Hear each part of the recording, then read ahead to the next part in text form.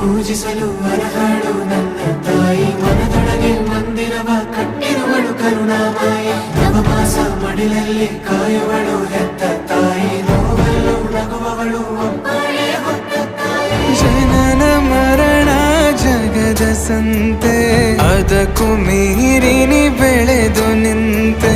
ಕರುಣೆ ಸಹನೆಯ ಮೂರ್ತಿಯಂತೆ, ದೇವರಿಗೂ ನೀ ಸ್ಫೂರ್ತಿಯಂತೆ.